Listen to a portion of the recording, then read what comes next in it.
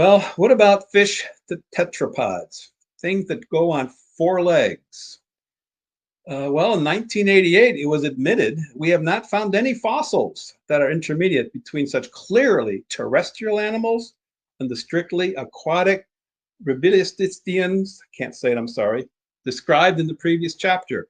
In other words, to go from an amphibian to a tetrapod, a land animal on four stout legs. Oh, 2006, it was announced we have Tiktaalik, the fossil, the perfect missing link between fishes of the sea and amphibians and land creatures. And students are shown this, which is mostly imagination, to say it's really science. It's a creature emerging out of the woods, crawling on very enlarged front fins, and are giving the impression that Tiktaalik is a virtual snapshot of a fish becoming a land animal. How can that really happen?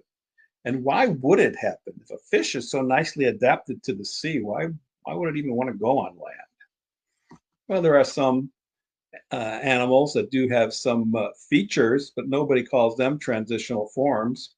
But today we have what's called lobe-finned fishes. And they think these lobes, which are the front fins, do have some bones. They think that's evolving into legs.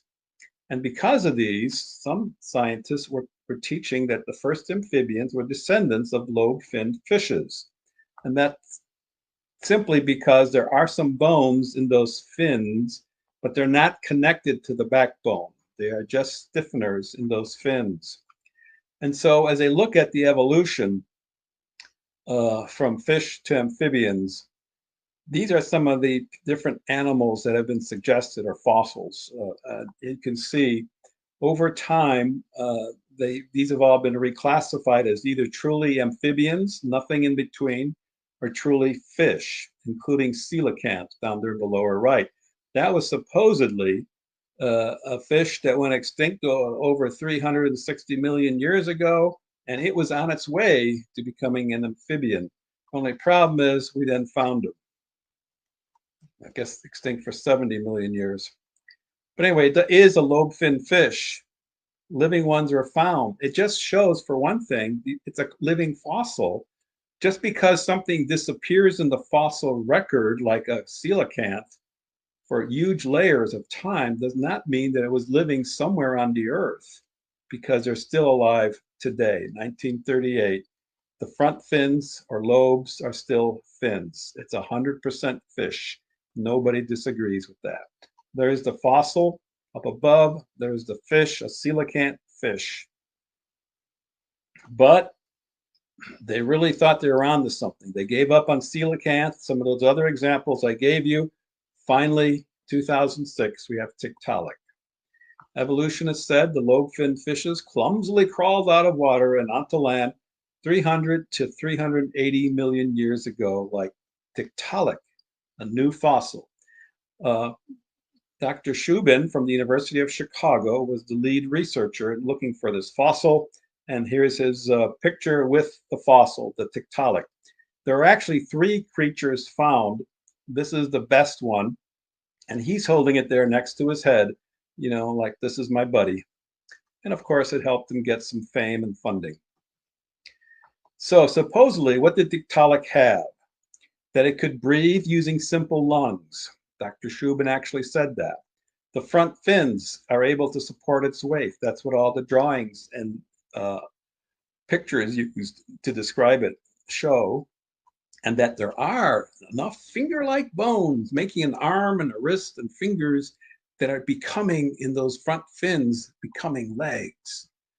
And then, you know, it has a flattened skull with the eyes on top, you know, like some salamanders or other amphibians. So they're saying this is the perfect transitional form. Not everybody's heard about it, but among evolutionary circles, it's becoming pretty famous, and it's getting into the school books now as well. So I want you to remember this name, Jennifer Clack, because at the time she was considered one of the world's experts on the evolution of fish to amphibians. And so Jennifer Clack, who was not in the actual study group, the finders of the Tiktaalik fossils, but she got all excited about it because this is her field, and she said Tiktaalik had lobed fins like the coelacanth, and it would have breathed like a lungfish, said Jennifer Clack. But that's based on all the claims Dr. Shubin made and his disclosures. But if you go to the University of Chicago official websites and look at some of the technical papers that the public doesn't always see or hear about, there's no way of knowing if Tiktaalik had lungs based on the fossils. Shubin admits this and explains, well, we think it had on its way to becoming lungs because, well, we needed it to, otherwise it wouldn't exist on land. Not long, it'd flop around like a fish and die. So Shubin admits that this was only an inference, arguably made out of necessity for his theory to fit the story. And without lungs, Tiktaalik would not be a good candidate as a transitional form to land animals. And there is no evidence for lungs. There is evidence for gills, shown by these rod-like bones which help pump water over the gills. So a detailed examination of the fossil showed no evidence of lungs, but plenty of evidence for gills. Gills like all fish have, including coelacanths. Second, could those fins really lift up that heavy head? It had, you saw the fossil. There's no connection of those bones in the front fins to the backbone. Any engineer will tell you got to have some strength there, structure, for that head to be lifted up on those fins. Otherwise, they're going to be worthless. And there are a little bit of bones, just like a coelacanth has bones in its fins, but no connection. And Tiktaalik has no genuine operational hips, shoulders, elbows, wrists, or fingers.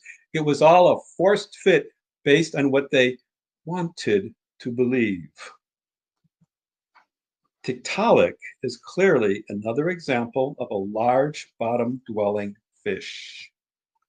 Here's the fossil. Look at it. Look at the size of the fin in the actual fossil. It's very much smaller than almost all Tiktaalik cartoons, animations, and museum models. Compare it. They've actually used some other animal fossils to reconstruct Tiktaalik, just saying, well, we don't have everything in Tiktaalik, but we've got some initial evidence, but it's not there. Here's one of the models. I've actually saw that model like that museum in Chicago, Natural History Museum. And they show this creature kind of lifting its head out of the water. But there on the right, you see the actual fossil. That is just imagination. And again, there is absolutely no sign that the few little bones in the fin, which actually can help a fish swim like coelacanth, has no connection to the backbone. Therefore, it's impossible. It's going to lift that heavy head out of the water. The actual fossil front fins are small, flat, no evidence of joints. And the rear fins are almost non-existent. But they just want them to show like they're becoming large and muscular. It's not a transitional form. That cartoon never happened. So remember this. Tiktaalik, could it breathe using simple lungs? No, didn't have simple lungs, it had gills. The front fins, were they able to support its weight, at least just its head, to get out of the water? No, nothing there to do that. Does not have arm, wrist, and finger-like bones. It does have some bones in the fin, and that's it. And the flattened skull with the eyes on top, well, that's true. That is true. But so do other fish today, like flounder. And have you ever heard of a dusky flathead fish? This is a fish that was caught off the coast of Australia. Flathead fish are dorsally compressed. Their body is wide but flattened and very low in height. And both eyes are on top of the flat head. Here's the fossil in the upper right, and here's an actual picture of living flathead fish. They like to sit in shallow waters off the coast. They bury themselves almost in the sand. and then they catch their prey because they can still see good with the eyes on top. Here's another picture of a dusky flathead. I'm going to show you a little video clip. Look how these things behave. This was filmed by Ian Banks. I got this, with all respect, on the internet. It's available, but take a look at how these things hide. And then if they get disturbed, they just take off. And what's interesting, when you really read about the fossil Tiktaalik, I said there were 3 creatures found. One was significant that they like to show. Well, look at the behavior of these fish. They like to sit in clumps, in families perhaps, in the sand, waiting for prey to come by, and then they, swoop up and grab something to eat. But they sit together in the sand, and then when disturbed, they all take off together. If I'm going to speculate, wouldn't it make more sense that 3 or more of these creatures were sitting together in the sand, like this one, very well buried? And at the early stages of the flood, like those Cambrian rocks, later, there was another tsunami of various stages during the flood, and they came in and swooped and buried 3 of them together. Maybe the others escaped, but 3 of them got buried together, and that's exactly what the fossil looks like. It looks like a dusky flathead.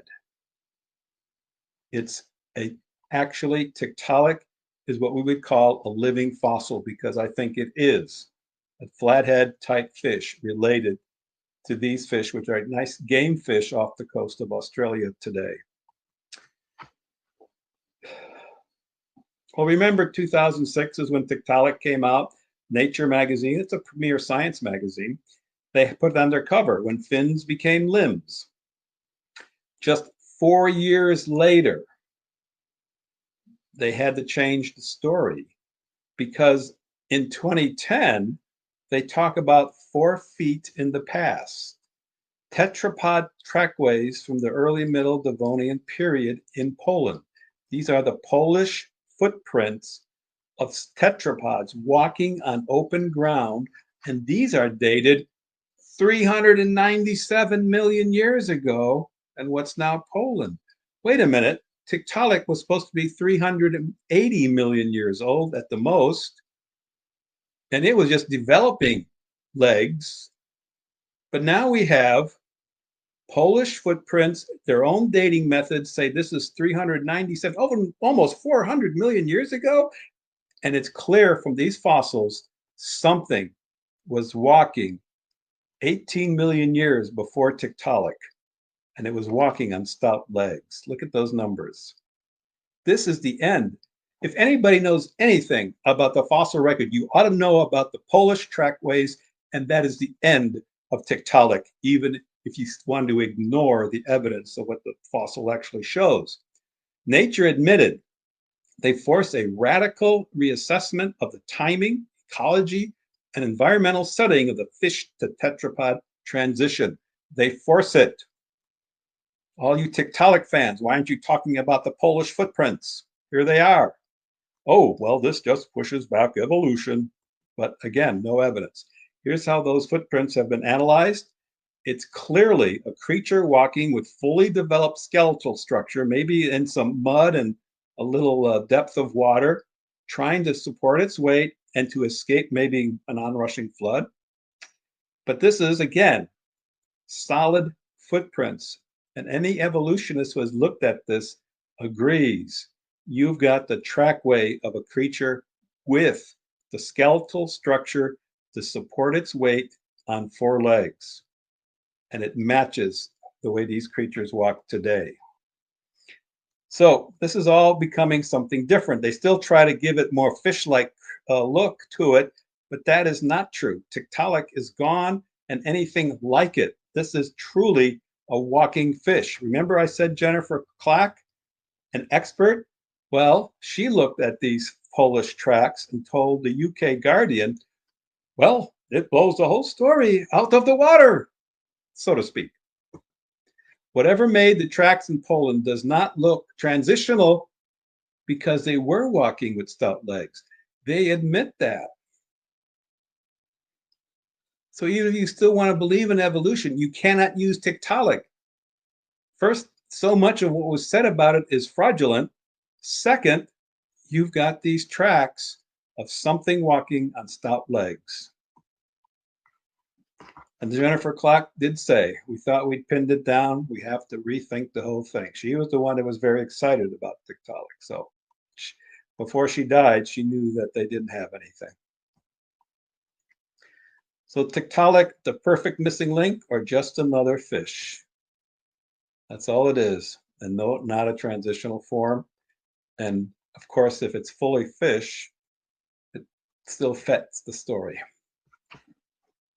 Now, in 2014, Dr. Shubin did try to salvage his discovery that this is Tiktaalik. He tried to do a little further analysis on the rear bones, the pelvic bones that they don't normally show. But they're not pelvic bones because they're attached neither to a spine or a true leg.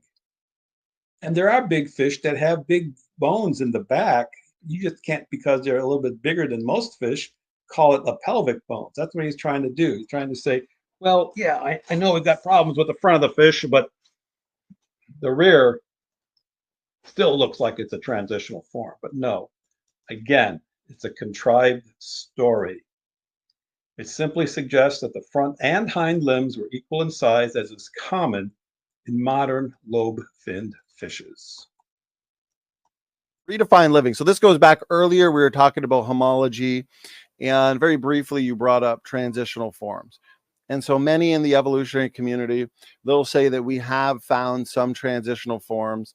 One specifically they call the famous fishapod, which is Tiktaalik, that they believe it is. I'm curious what your thoughts are on that one. Tiktaalik rosier, to be specific,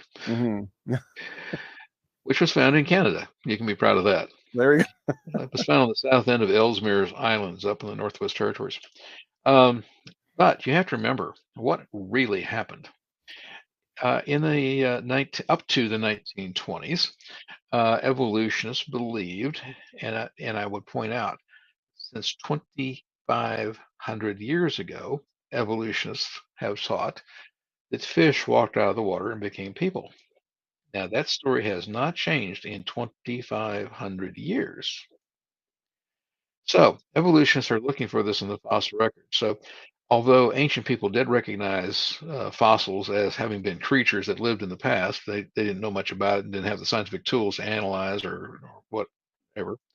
But up to the 1920s, people believed that fish walked out of the water, became people. Okay, that was their religion.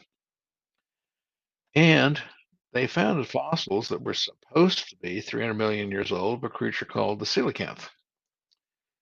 And they looked at the coelacanth, which is an ugly fish, but it has extra appendages, extra little fins on its body. And interestingly enough, the coelacanth has an air bladder. What that means is it can, even though it's not necessarily making the intentional decision, but it does make the decision, that it can go up and down like a submarine. And so up through the 1920s, evolutionists were saying, well, the coelacanth, it has this air bladder in it, and it can go up and down in the water like a submarine, and these extra fins. That what happened was the coelacanth had walked out of the water onto sandbars and mud banks, that the air bladder had evolved into the first lung to breathe air, that these little extra appendage fins at the bottom had like little legs, allowed it to walk up, and it became the first land-dwelling, air-breathing creature that eventually evolved into people. I mean, that's the basic story. But in the 1930s, off the Comoros Islands, we found them alive. And then 60 years later, we found another population alive off of Indonesia. And they look exactly like the fossils. And so we know it has never changed. And supposedly, according to them, in 300 million years. And it's alive today.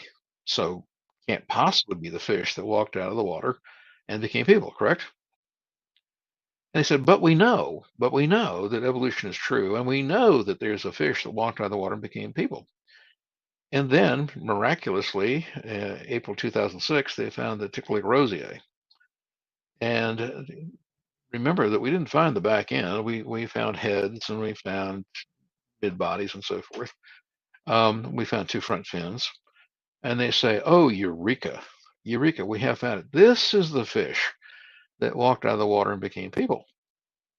But fame is a fleeting thing. Andy Warhol, the very famous artist, once said, "Everybody gets 15 minutes of fame." Correct?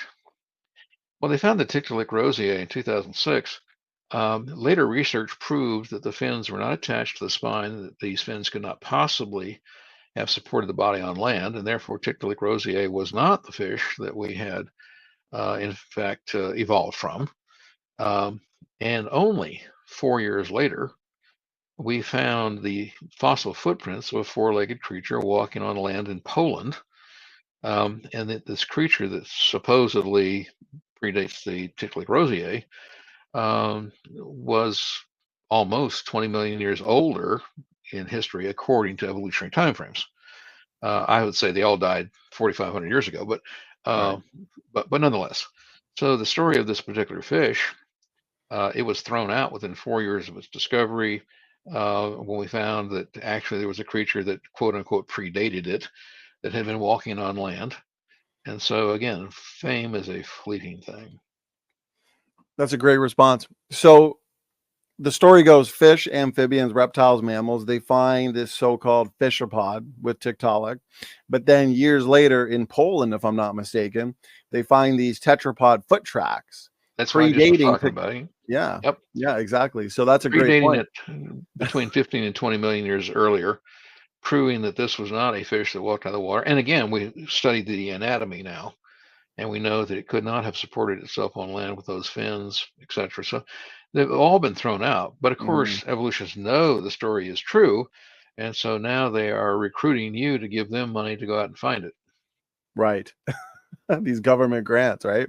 And Yep. so you've got true, as you put it, you nailed it. You got true tetrapods existing before Tiktaalik, which is supposed to be that transition.